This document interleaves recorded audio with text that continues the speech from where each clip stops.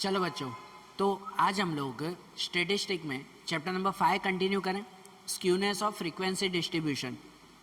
बराबर। देखो, इसमें कल हमने एक्सरसाइज 5.1 कंप्लीट की थी कि जिसमें स्क्यूनेस फाइंड करने की पहली मेथड कार्ल पियर्सन मेथड हमने देखी थी ना। कार्ल पियर्सन मेथड में भी 3 सिचुएशन थी, वो तीनों सिचुएशन भी हमने देखी। आज हम लोग इसमें एक्सरसाइज 5.2 शुरू करें कि जिसमें स्क्यूनेस फाइंड करने की अब सेकंड मेथड है। स्क्यूनेस फाइंड करने की दूसरी मेथड, और दूसरी कौन सी मेथड? Bowley's method. पहले एक देखी थी वो कार्ल पियर्सन मेथड, अब दूसरी कौन सी? बाउलीज मेथड। ठीक है। और बाउलीज मेथड इजी है। बाउलीज मेथड में एक ही सिचुएशन आती है।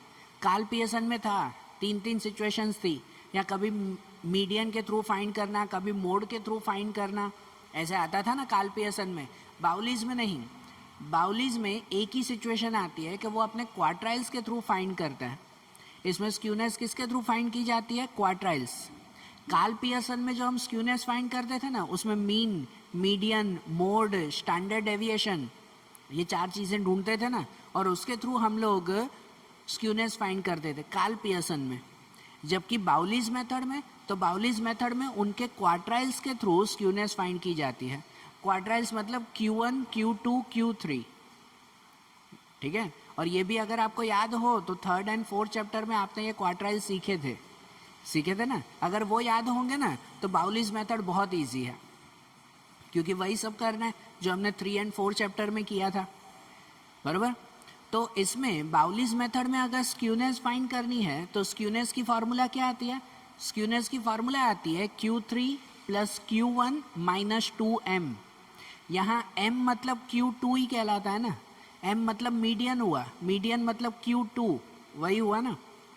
तो ढूंढने के लिए, स्क्यूनेस फाइंड करने के लिए Q3 + Q1 - 2m, मतलब इसमें पहले Q1, ये Q2, m मतलब Q2 और Q3, ये 3 चीज़ें ढूंढो तो आपको स्क्यूनेस मिल जाएगी उसके बाद।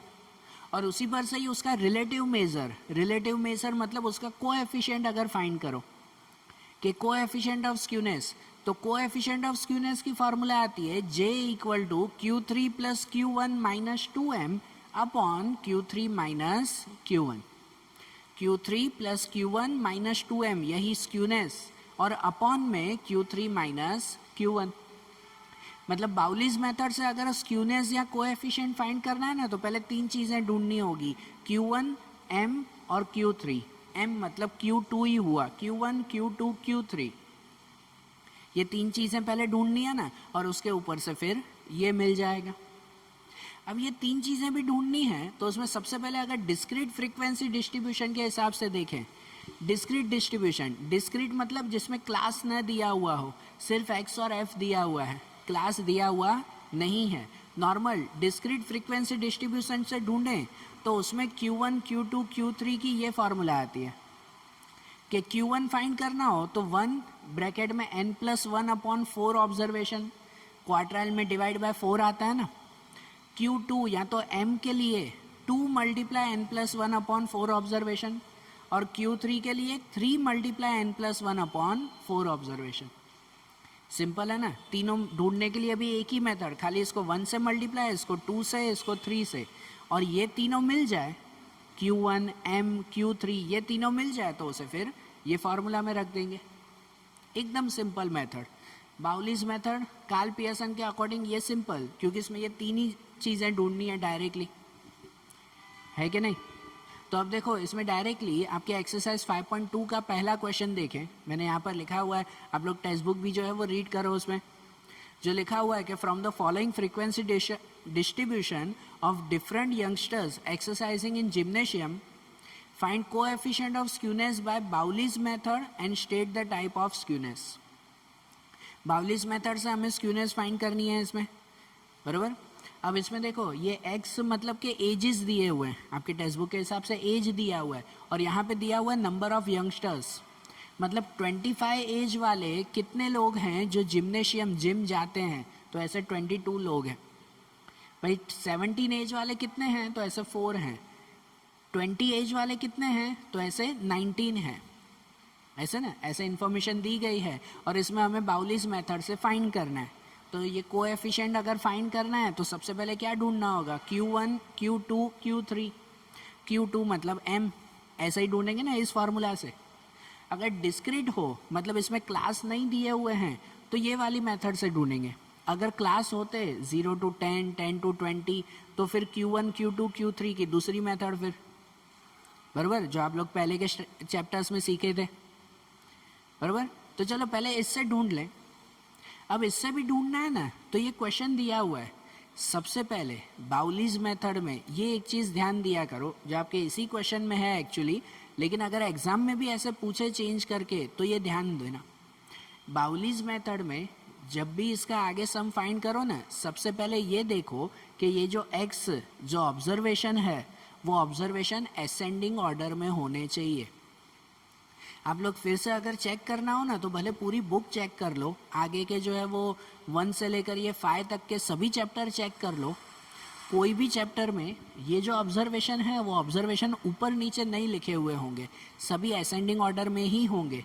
ये अकेला ऐसा सम है जिसमें ऊपर नीचे लिखे हुए हैं 25, 17, 20, 18 आगे पीछे है ना, ये सब असेंडिंग ऑर्डर में होने चाहिए। ये x की वैल्यू ऑब्जर्वेशन, तो इसलिए सबसे पहले ना आपको क्वेश्चन ही कंफ्यूज करने के लिए ऐसे दिया हुआ है, सबसे पहले उसको असेंडिंग ऑर्डर में करेंगे, उसके बाद फिर आगे सम कंटिन्यू करें, ठीक है।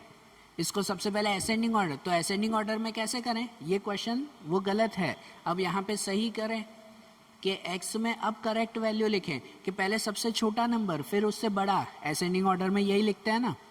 तो सबसे छोटा नंबर यहाँ पर 17, पहले 17, उसके बाद फिर 18, फिर उससे बाद 20, 20 के बाद है 22, उसको तो असेंडिंग में लिखेंगे ही, फिर 23, 25, 26 एंड 28, ये करेक्ट x हुआ। और उसके सामने जो फ्रीक्वेंसी लिखो ना, तो फ्रीक्वेंसी भी अब 17 के सामने वाली फ्रीक्वेंसी वो 17 के सामने ही लिखनी है, फ्रीक्वेंसी सीधी मत लिख देना, नहीं तो फिर तो क्वेश्चन ही बदल गया। अगर आप फ्रीक्वेंसी में ऐसे लिख दो भैया 22 है तो वो 22 ही, तो गलत हो गया, क्योंकि क्वेश्चन में दिया हुआ है कि 25 एज वाले 22 यंगस्टर हैं जो जिम जाते हैं, और आप यहाँ 17 के सामने 22 लिख दो तो वो बात ही बदल गई कि 17 एज वाले 22 यंगस्टर्स हो गए, पॉइंट ही चेंज हो गया ना वो तो फ्रीक्वेंसी में भी 17 लिखा ना पहले, तो 17 के सामने वाली जो फ्रीक्वेंसी है वही उसके सामने लिखो, बराबर। ये अरेंज किया तो ये भी खुद ब खुद अरेंज होगा। तो मतलब फ्रीक्वेंसी में यहाँ 17 के सामने 4, 18 के सामने ये 11, 20 के सामने 19, ये 22 के सामने 9, 23 के सामने ये 8, 25 के सामने 22, 26 वो 7 एंड 28 वो 3, ओके। और अब अगर ये तीनों ढूंढना है ना, तो ये तीनों ढूंढने के लिए Q1, M, Q3, ये तीनों ढूंढने के लिए यहाँ पे खाली एक ही चीज़ ढूंढते हैं, वो है CF, क्यूमुलेटिव फ्रीक्वेंसी। जो हम लोग कार्ल पियर्सन की मेथड से कर रहे थे ना, उसमें सब ढूंढते थे, पहले x ढूंढो, फिर fx, फिर fx स्क्वायर, फिर CF, सब ढूंढते थे। इसमें कुछ भी नहीं, इसमें ये तीनों फाइंड करने के लिए सिर्फ और सिर्फ CF ही चाहिए, ये CF से ही तीनों मिल जाएंगे, ठीक है ना, सिर्फ क्यूमुलेटिव फ्रीक्वेंसी।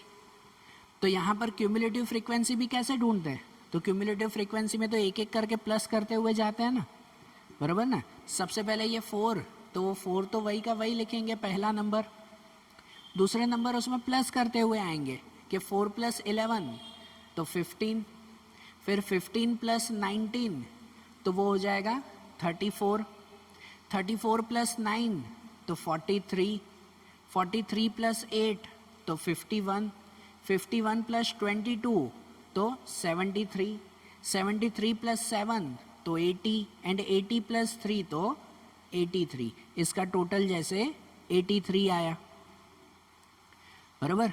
ये आ गया ना, ये क्या मिल गया आपको, CF मिल गया, बस ये टेबल खत्म। अब इस पर से ये सब चीज़ें ढूंढें, बराबर। टेबल में खाली CF ही ढूंढना है, ये गलत था क्वेश्चन, उसे सही किया X और F, और उसके बाद सिर्फ CF फाइंड किया।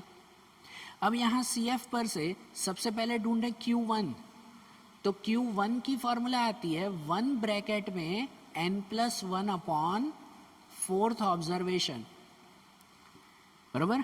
n+1 अपॉन फोर्थ ऑब्जर्वेशन, मतलब ऐसे हो जाएगा कि Q1 इक्वल टू यहाँ n पे कितना लिखेंगे 83 लिखेंगे, ये टोटल ये आया ना 83, तो आगे का 1 ब्रैकेट में 83 + 1 upon fourth observation.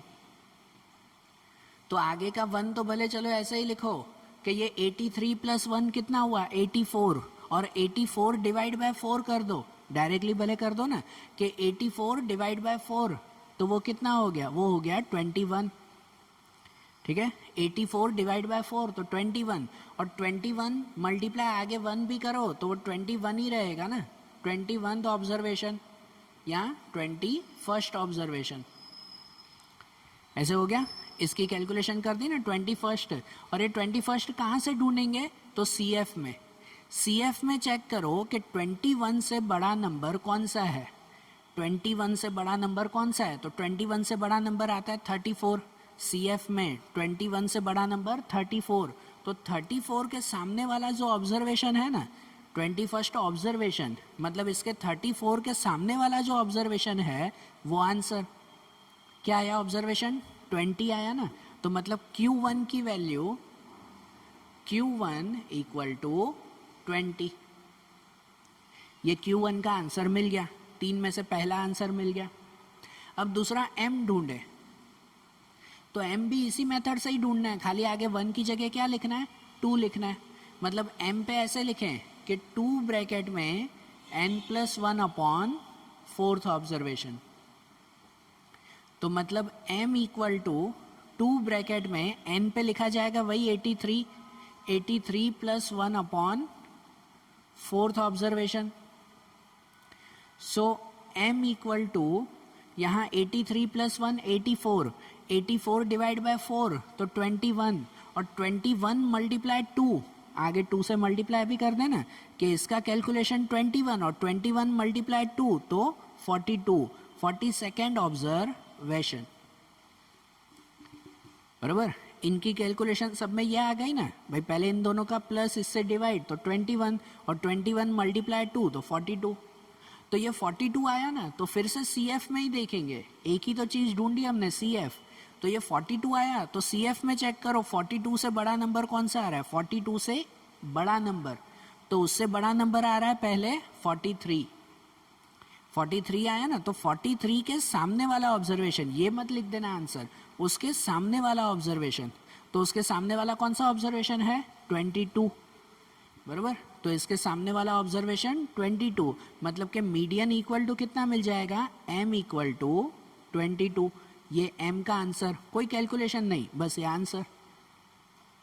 Discrete frequency हो ना तो यही डायरेक्ट आंसर ही मिलेंगे, हाँ अगर यहाँ क्लास होते ना 0 to 10, 10 to 20 तो कैलकुलेशन पूरी करनी पड़ती है हमें। ओके, अब उसके बाद Q3, अब Q3 ढूंढे तीसरा, उसमें भी यही खाली आगे 3 लिखना है, तो 3 ब्रैकेट में n+1 upon fourth observation. So Q3 equal to 3 bracket में यहाँ पर भी n पे वही लिखेंगे 83, तो यहाँ पे 83 + 1 अपॉन फोर्थ ऑब्जर्वेशन।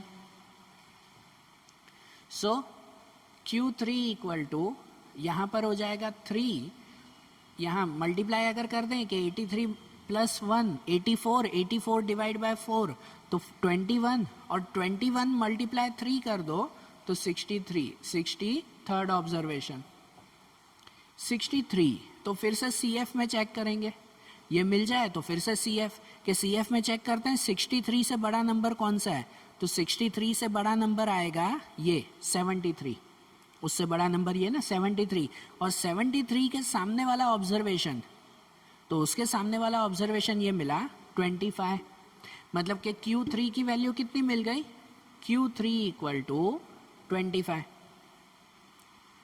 ये वैल्यू आ गई ना, मतलब देखो Q1, Q2, Q3 तीनों मिल गया, Q2 मतलब ये M मिल गए, तीनों मिल गए, तो अब यहाँ पे क्या फाइंड कर सकते हैं, कोएफिशिएंट जो हमें फाइंड करना है, बराबर, क्वेश्चन में यही ढूंढना है ना कोएफिशिएंट ऑफ स्क्यूनेस, तो उसकी फार्मूला आती है Q3 + Q1 - 2M upon Q3 minus Q1, जो सबकी वैल्यू लिखो ना कि Q3 कितना मिला 25 प्लस Q1, तो Q1 मिला ये 20 माइनस 2m मतलब ये m का डबल कि m कितना मिला 22, तो उसका डबल हो जाएगा 44, 2m तो m का डबल लिख दिया 44 अपॉन Q3 माइनस Q1, तो Q3 मिला 25 माइनस Q1 वो 20,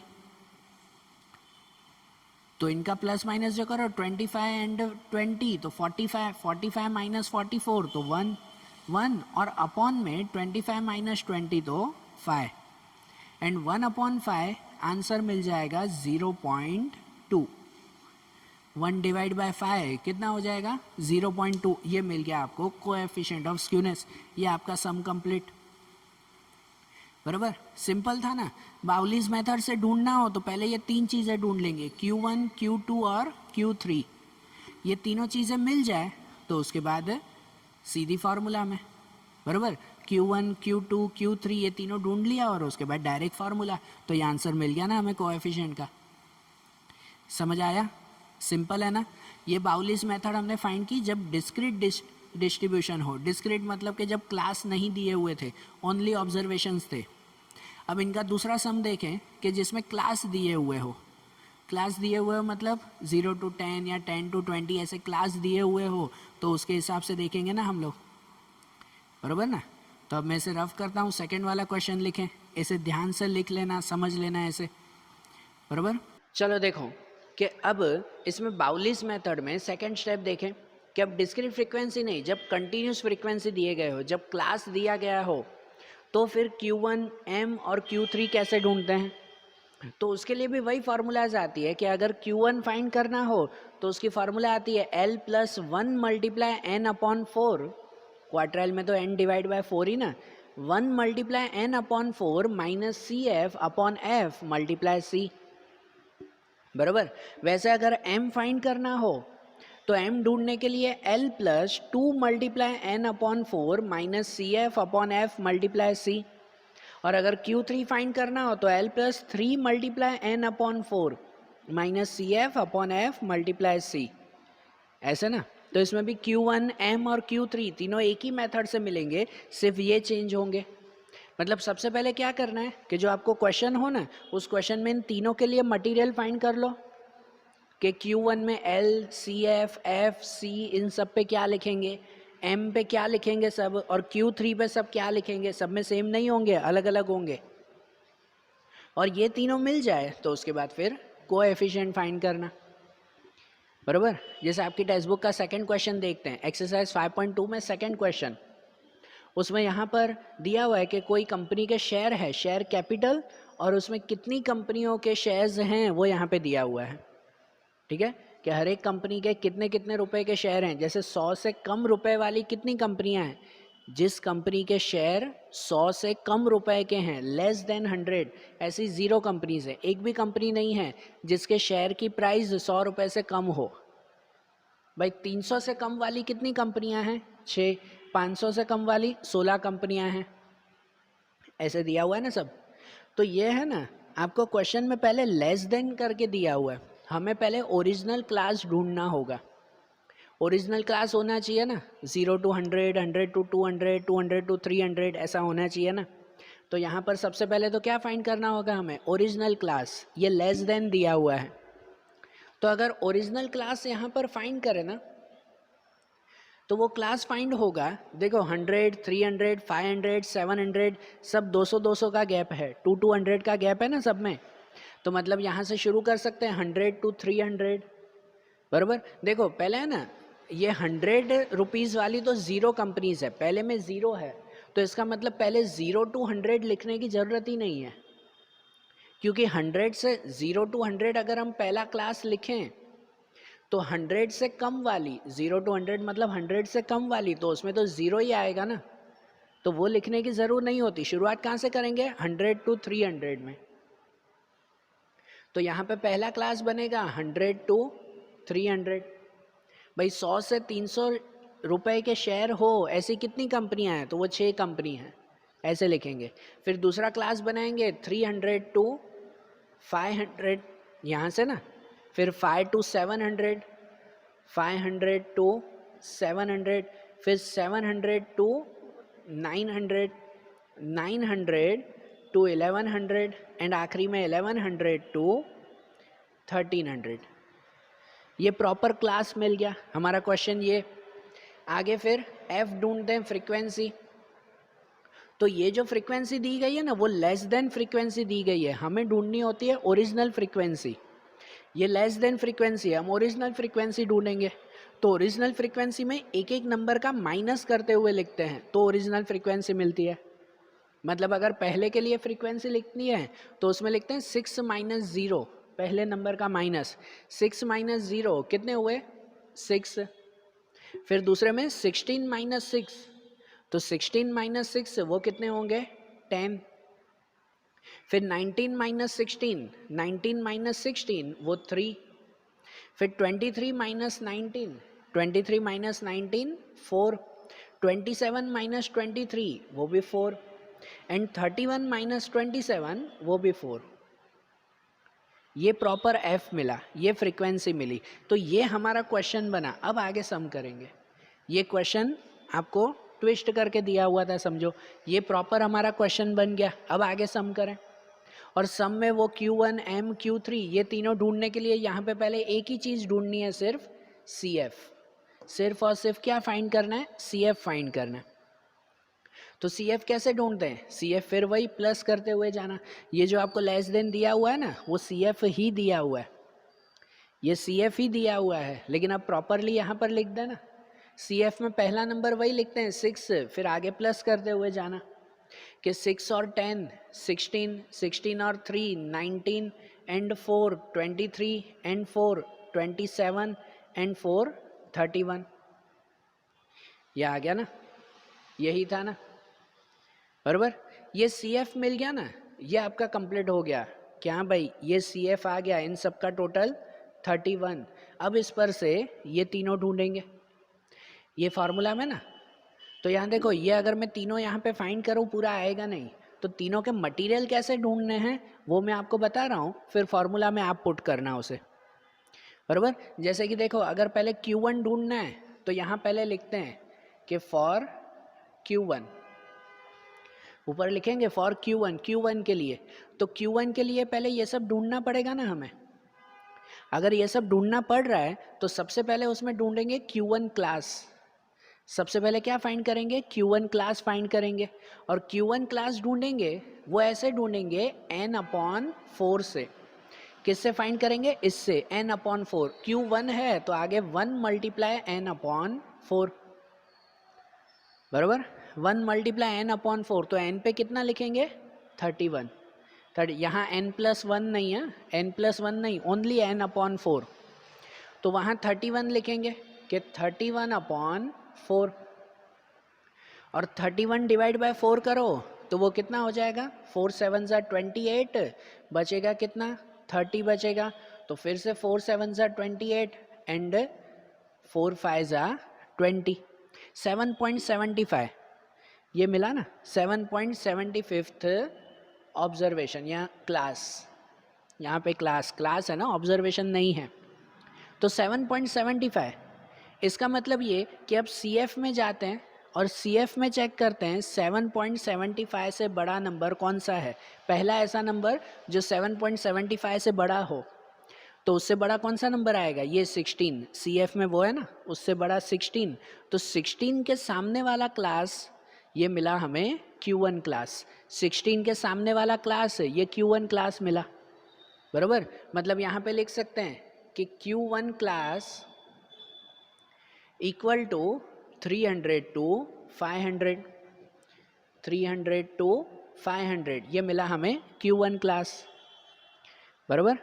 अब इस पर से ये सब मटेरियल ढूंढें कि जैसे पहले क्या चाहिए L मतलब लोअर क्लास वैल्यू।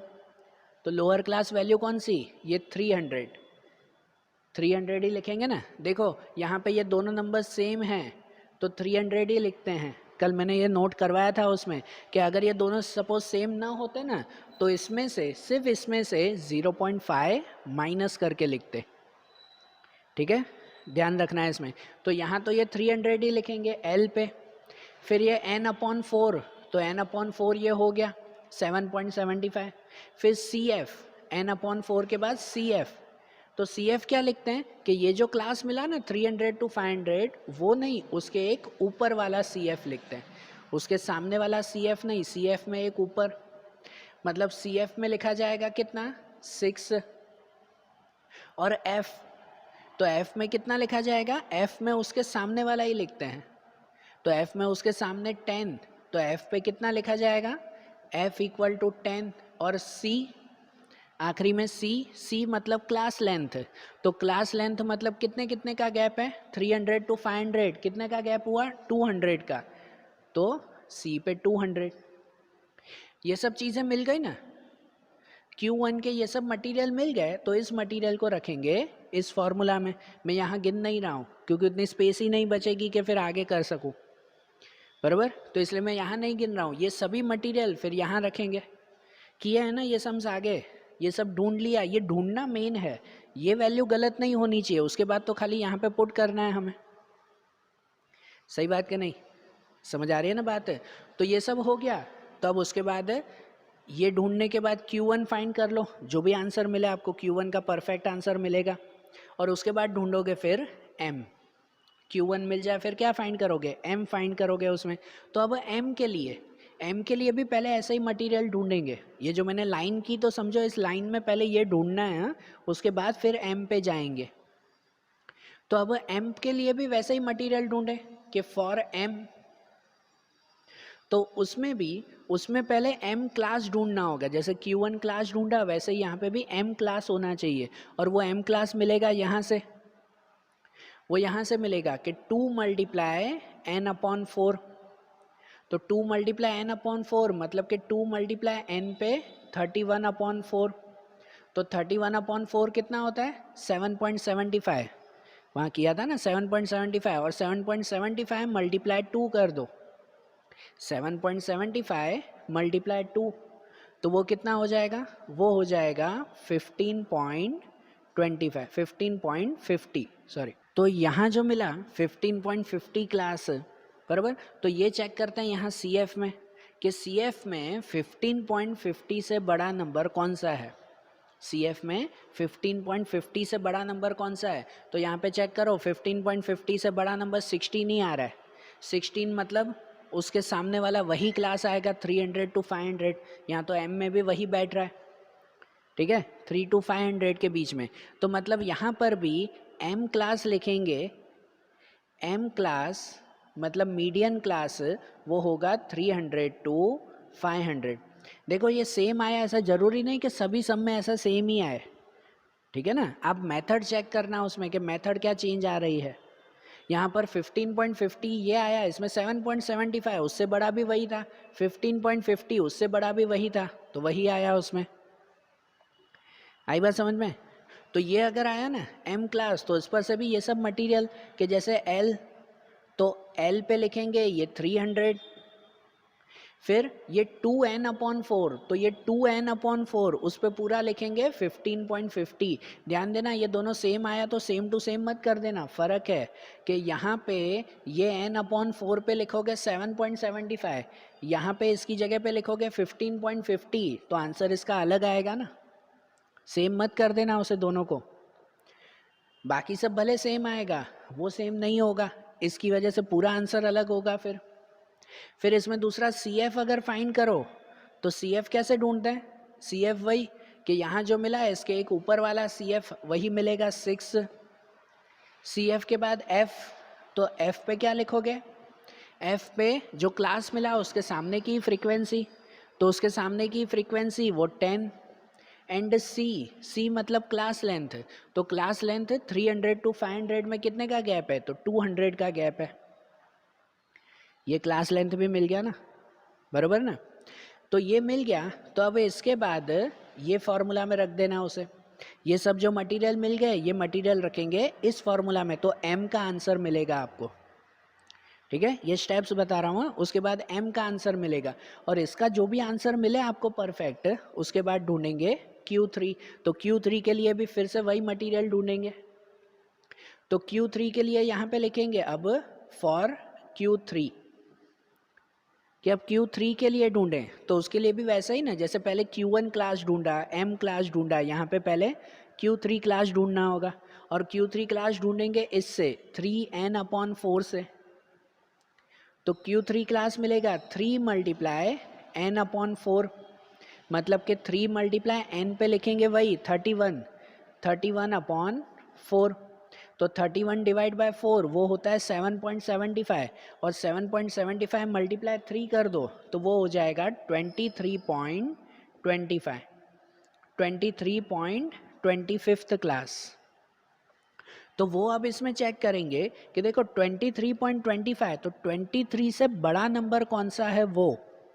तो यहाँ CF में चेक करेंगे 23 से बड़ा कौन सा, 23 नहीं, उससे बड़ा। तो उससे बड़ा नंबर आ रहा है ये 27। कितना आ रहा है आंसर, 27। तो 27 के सामने वाला क्लास ये कहलाया Q3 क्लास, बराबर ना। 23.25 है तो उससे बड़ा नंबर 27, उसके सामने वाला क्लास ये, मतलब यहाँ पर Q3 क्लास लिखा जाएगा, Q3 class equal to 900 to 1100, बराबर। Q3 क्लास कितना लिखा जाएगा, 900 to 1100 लिखा जाएगा। अब इस पर से ये सब मटेरियल फाइंड करें ना, कि जैसे पहले L, तो L मतलब लोअर क्लास वैल्यू, यहाँ लोअर क्लास वैल्यू कितनी होगी 900, बराबर। उसके बाद ये 3 मल्टीप्लाई n/4, तो 3 मल्टीप्लाई n/4 ये मिलेगा 23.25, ठीक है। उसके बाद है CF, तो CF में जो क्लास मिला ना उसके सामने नहीं, उसके एक ऊपर वाला CF, तो उसके ऊपर वाला CF कितना होगा 23, CF में 23 की वैल्यू। उसके बाद F, तो F में कितना होगा, जो क्लास हुआ उसके सामने वाली वैल्यू। देखो सब में सेम मेथड है, मिस्टेक मत करना, वैल्यू लिखने में मिस्टेक मत करना। भाई F ढूंढना है तो उसके सामने वाला, CF ढूंढना है तो उसके ऊपर वाला, बराबर। तो F उसके सामने ही, क्लास के सामने ये 4, F पे ये वैल्यू 4, और C क्लास लेंथ है, तो क्लास लेंथ यहाँ पे भी 900 to 1100, क्लास लेंथ यहाँ पर भी 200 की हो गई।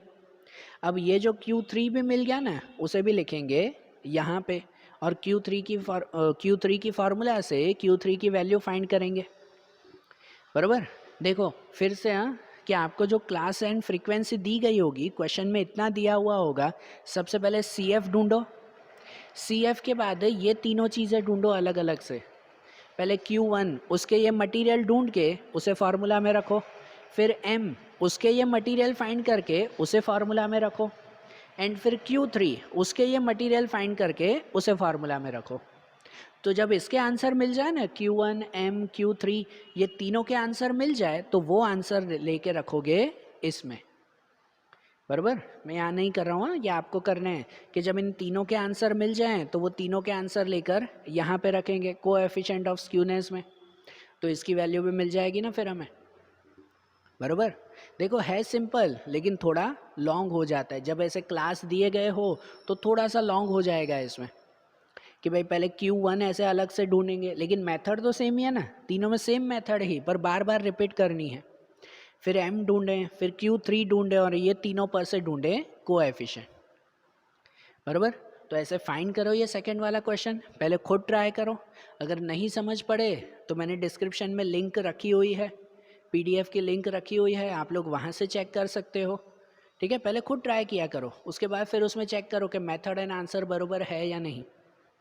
और अब इसके साथ ये जैसे सेकंड वाला क्वेश्चन किया ना, वैसे ही क्वेश्चन 3 एंड 4 वो भी सेम है, उसमें तो सीधे क्लास दिए हुए ही हैं, उसमें कोई चेंजेस नहीं करने। इसमें तो लेस देन दिया हुआ था तो ये बनाया। क्वेश्चन 3 एंड 4 एक्सरसाइज 5.2 का क्वेश्चन 3 एंड 4 उन दोनों में सेम ही है, डायरेक्ट क्लास बने हुए हैं, सामने आपको CF फाइंड करके और इसी तरह से करना है, पहले Q1 फिर M फिर Q3 फिर ये कोएफिशिएंट, ठीक है। करोगे ना फाइंड, तो देखो ये सेकंड वाला भी करना है और एज इट इज़ मेथड से थर्ड एंड फोर्थ वाला भी क्वेश्चन आपको करना है, बराबर। वो आप लोग जो है वो उसे कंप्लीट करना, पहले खुद ट्राई करना इसी मेथड से, मेथड समझ लो उसे, फिर नंबर तो भले कुछ भी हो उसमें, इसी मेथड से 3 एंड 4 वाला ट्राई करो। नहीं समझ पड़े तो उसके बाद एक बार पीडीएफ देखो, मैंने डिस्क्रिप्शन में लिंक रखी हुई है कि उसमें एक बार चेक कर लेना कि कैसे दिया हुआ है। समझ आ रही है बात है? तो आज ये जैसे सम्स देखे ना, इसे अच्छी तरह से लिख लेना, फिर जो आगे के सम्स हैं, आगे के टॉपिक्स हैं, वो अब हम लोग अगले वीडियोज़ में देखेंगे। Okay, thank you.